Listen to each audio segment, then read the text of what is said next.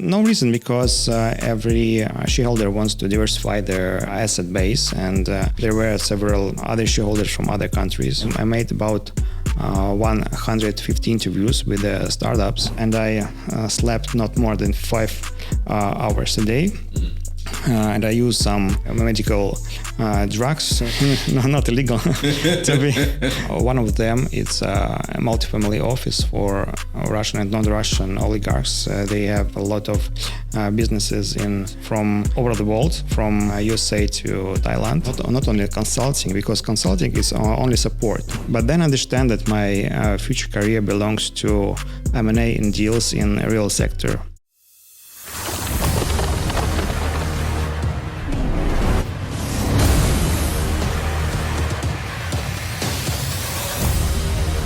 Leo, welcome to the Winners Show. How was your journey here?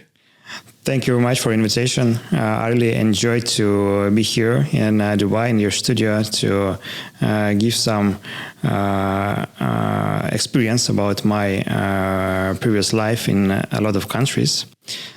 So thank you very much for the invitation. No, listen, thank you for making it here. I think you've got some really interesting experience. There's definitely a correlation there. I did a little bit of finance, nowhere near as much as you've done. I was at Morgan Stanley for a little while, and I thought maybe I could learn a thing or two about making deals from Leo. But listen, let's take it back from the beginning. I know you've kind of touched on so many different areas within finance. Tell us about, I suppose, your beginnings, right? Yeah. Coming from Russia and how you got into what you're doing now. Yes, originally I'm from Moscow, Russia. I've graduated from Plekhanov University of Economics. It's one of the top 5 finance and economic universities at the former USSR. And at that time, I understand that I want to be an investment banker and entrepreneur in the future. And I started CFA courses in the 4th course of the university. And I tried to work in several financial institutions, in bank and insurance company. But I understand that my future belongs to deals and M&A. And after my graduation, I started my first place of the work in Allianz Insurance Group. It's a German insurance company where I was in charge of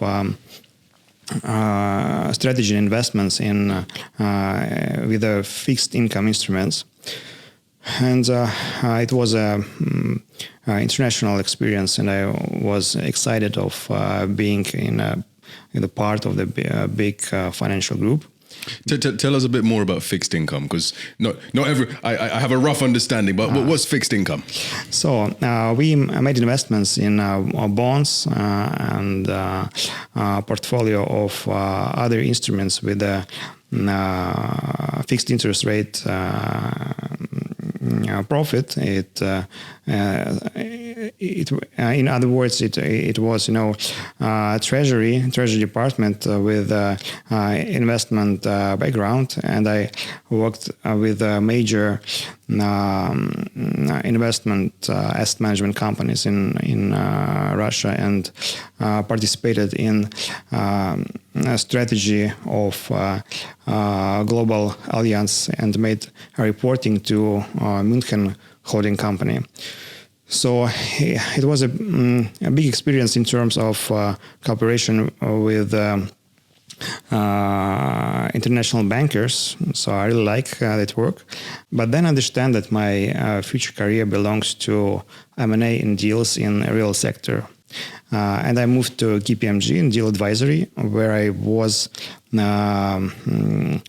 senior analyst in deals department, and participated in a lot of financial due diligence projects. First of all, I would like to underline my interest in the real sector, because previously I worked in financials. And by real estate, yeah? Not only real estate, it's a real sector. I mean, it's manufacturing, oil and gas, retail sector. During my work there as in area of consulting. The meaning of the work is crunching the numbers, because if you are junior, you're making a lot of spreadsheets and Excel and in paperwork with reports, because our product was a report to clients about the risks that could be after the deal. And it was a really huge learning curve for newcomers and young personnel to participate in big M&A projects. Tell us a bit more about these M&A projects. First of all, what is M&A? The product itself divided by several categories. The first one is due diligence from the buyer side, and vendor due diligence when you provide analysis from the seller side. Commercial due diligence when you participate in analysis of the business process and their sales and distributions part of the business of our target. And assist in M&A in terms of modeling and participation in legal part of the deal. So we've got lots of projects in oil and gas, because it's Russia. A lot of clients were Russian oil and gas companies, and I made half of my projects to, of course, one of the big majors like Rosneft and so on. And this is a big kind of Russian conglomerate? Big Russian oil and gas conglomerate, right. Yes. Was that the majority of your deals in Russia within that industry? Yes, because it's one of the biggest client in those days for KPMG. So it was of the biggest client. I've got a lot of business trips to Russian small cities, because when you participate in analysis and due diligence, you have to see the business itself from the scratch of the value of that provided business. So you have to physically be in these businesses and see itself. How did that influence the deals when you see something in paper about a particular company and you go in, you meet the employees, you meet the CEOs, whoever it is? How does that influence the steps that you take? So really it gives you another vision of the world, because you see how people work on the plant, or you see the production process somewhere. It's really interesting, because it's not the picture than you see in the report or you're sitting in the office. So it's another. And I really enjoyed of visiting production facilities, for example, or warehouses, to work with their personnel, because these people are different compared to Moscow financial bankers and so on. Tell us about Moscow. How is Moscow different to maybe the rest? I've never been before, but I'd love to visit. How does it compare to the rest of Russia? It's really different in terms of Moscow. It's like a small separate country. Really? Because it's quite big, right. 15 million people, and it increased in terms of GDP and real estate. And it's a European side of the Russia. So other side of the Russia, it's small regions where people live in different way. But I understand that Russia has its own power of these regions, because they could grow in the future on the very highest rates.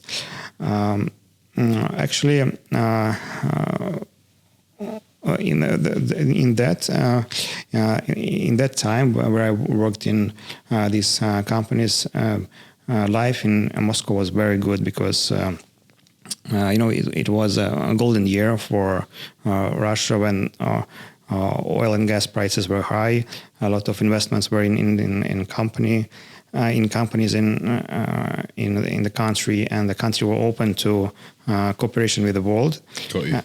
And it was really brilliant to have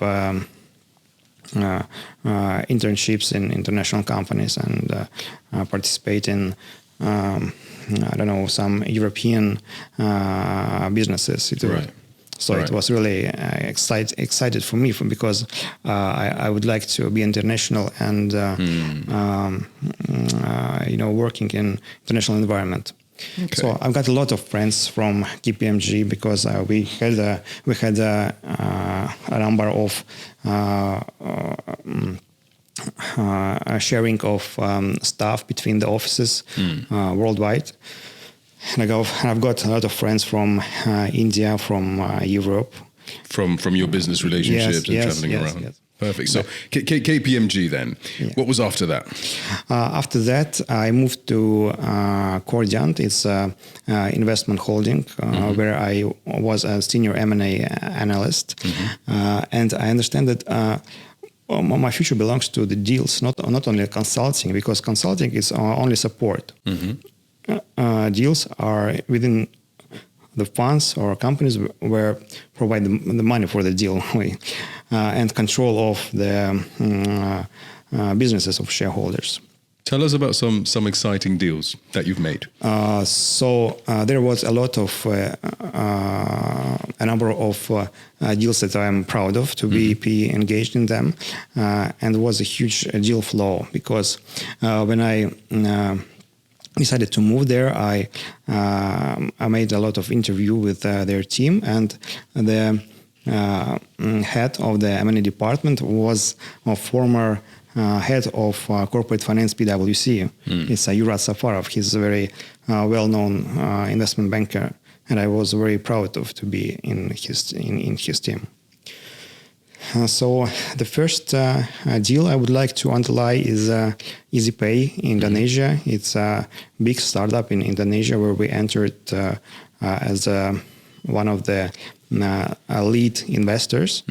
And it was a quite a big deal with $10 million investment. And we provide the first bridge to both the hardware for the business because it's payment systems. So it's a payment kind of systems provider. Yes, it's a payment system provider, yeah. And where were they based?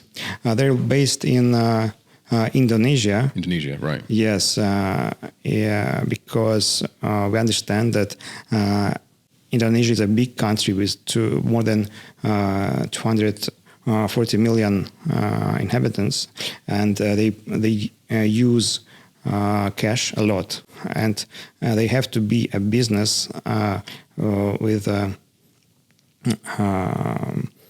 electronic money institution and something like this. And if we don't go there, someone other will go because it's a very big market. And that was a 10 million injection. Yes, it's quite a big deal. It's like a private equity, not the venture, and because they had before some big track record. And after that, some of our team moved to the company to manage it. The other deal was also interesting. It's Accenture, biotech company. Accenture is in the professional services firm, or no, Accenture, not that consulting company. It's in Russian Accenture. Right. Okay. It's a company what was based in Skolkovo. It's a Russian Silicon Valley. Right. What was launched in 2008. And it's a medical and food sterilization service that provides technology through radiation, but it's radiation with very small period of of atomic process, and it sterilizes the food and medical instruments. Right. That sounds really cool and dangerous at the same time. Yeah, it's a biotech. It's really different from what I've done before. And what was the deal value? The deal value was 5 million. 5 million. I remember that night when we signed the deal at 6 o'clock in the morning, because we worked all day and all night. Right. Is this obviously everyone who kind of thinks of investment banking, there's Wolf of Wall Street. Do you guys work 18 hours? Is that normal? 18, 20 hours? I've worked from 60 to 80, 90 hours a week. It's normally. Normal. But I understand that there was a value of it, because now I can do a lot of things that other people can't go on it. So tell us a bit more about that. What are some of these things?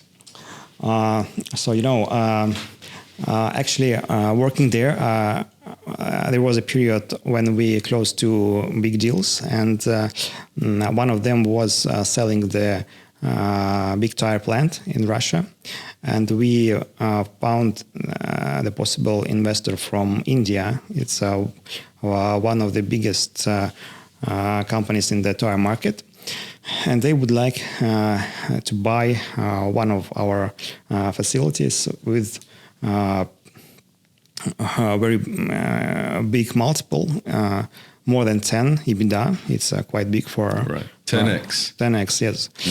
And we entered to the due diligence. We hired KPMG as my previous colleagues to provide the due diligence. And it was very tough and difficult period, because there are other projects with inulin. It's in agribusiness. It's a production of substitute of sugar.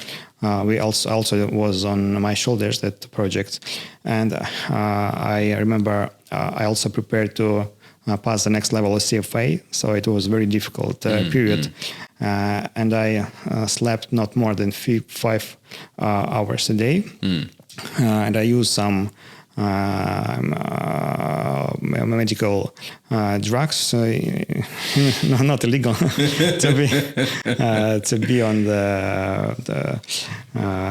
to be workable all the day. Really? Yes. Okay. Tell us a bit more. I might have to take some tips from you. From those long, we get some long shifts where we have to, place candidates. Yeah. What are some of these things that can potentially help me? It's vitamins for the brain, and something more like phenotropil. Right. It provides you the energy, and you don't want to sleep till late night. And actually, I understand that it helps me, because I was working till midnight every day. Right. It was a really difficult time, but I understand that it's also possible if you want to. If you really want to. Yes. Incredible. Now, I know that you've also done a lot of stuff with family offices, kind of wealthy families and managing their money. Tell us a bit more about that. After that I moved to several family offices. They are private, but their business are quite well known.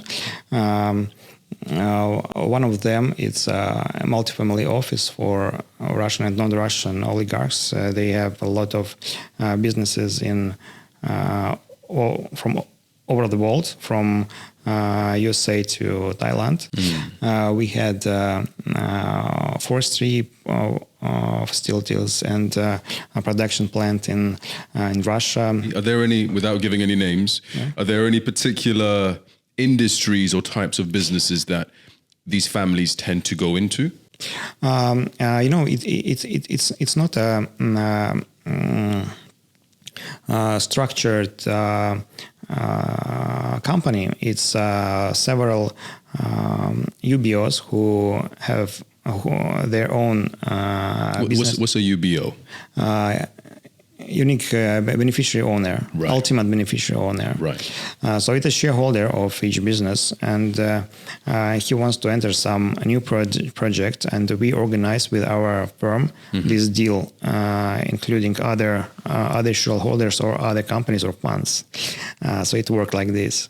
Just like an investment vehicle. Yeah. Okay. Yes. We had holding company in Cyprus because it's really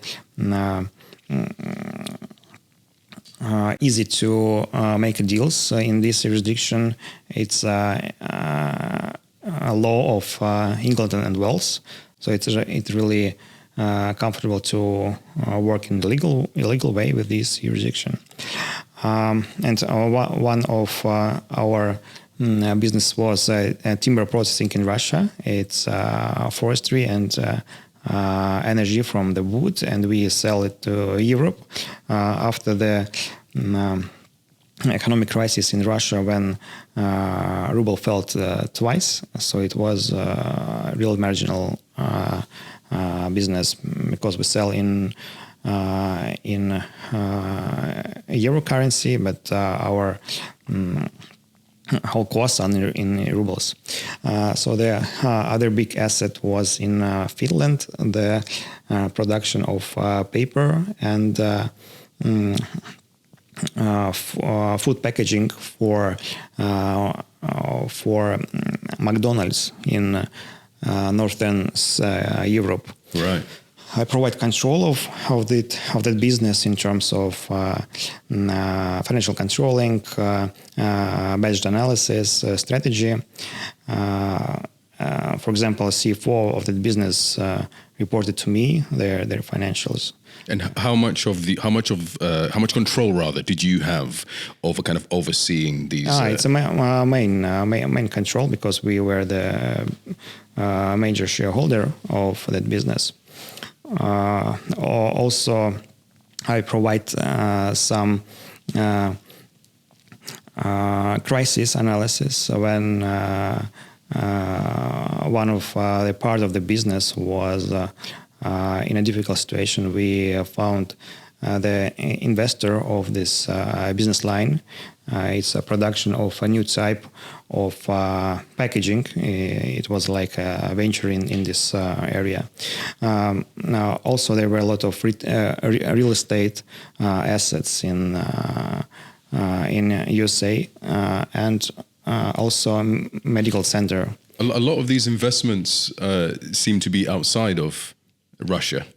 Was there a particular reason for that? No reason, because every shareholder wants to diversify their asset base, and there were several other shareholders from other countries, so not only Russians. Got you. And one project that I'm proud of, I can provide some details on it. It's a blockchain project on which we made an ICO, initial coin offering, right.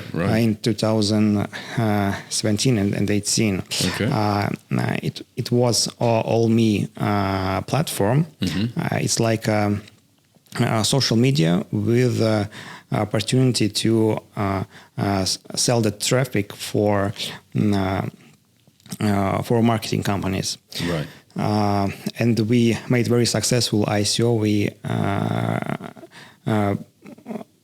We made the company that was operational on that period. There were about 30 employees, so mostly engineers from Russia. It's an IT company, it's IT business. And after that project, I loved IT, and that's why I'm in IT till now. So we made an ICO with several big consulting companies, and after the end of that process, we we fundraise about $30 million. 3-0. 3-0. It's really amazing because it was a booming market. Everyone wants to buy these tokens because We're going to have a chat about how I can release my own coin, Leo. But it was a hype, and after that we opened the second office for 40 people in very cool part of the Moscow city. It's a deal area, and the project was going very well after that, and I was also a CFO of that project in the beginning. After we set up all the teams, we hired the professional staff and also managers. And after that, the investment cycle of that company ends, and I understand that I have to go further because I like making deals and new projects. And I moved to Softline Venture Partners Fund. It's one of the most famous and well-known venture company in Russia and CIS. Right. It's a part of Softline Group. Softline is one of the biggest IT integrators and distributors of Microsoft with $1.5 billion revenue. And the holding is diversified. About half of the revenue from Russia and other half from Latin America, USA, India, and Asia. That's such a variety of experience there, with crypto, with kind of deals in forestry and kind of, Northern Europe. Yes. What's next for you, Leo? After that, I participated only in IT projects, as in fintech, in IoT, in big data projects, in B2B SaaS solutions for IT integrators. And within Softline, I made about 150 interviews with the startups from over the world, from Argentina till India.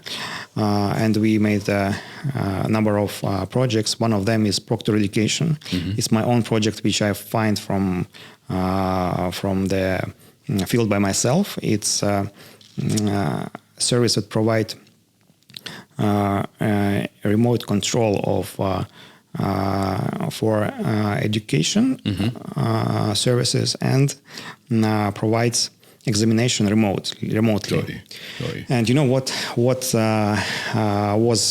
after the deal? After the deal started Corona, and the projects provides 10 times a rise in revenue because of all the corporates, banks, and education platform buy their solution because of sitting in home policy from all the world. And I'm proud of this deal because I organized the deal, and our fund make a 10x rule on this business. It means that early stage companies have to provide this range of increasing in 10 times. Sure. And possibility to be a unicorn. If company can't provide the valuation of 1 billion, it's strictly prohibited to invest in it. I think I've got a long way until I start looking at those numbers, Leo. Yes. But we'll definitely need to have a chat after this, so you can give me some tips on definitely how to start my own coin. Yes. Thank you for making it down, buddy. Yes, thank you. Hey, I hope you enjoyed the conversation. If you liked it, leave a like, share, comment, subscribe, leave a good review, good rating.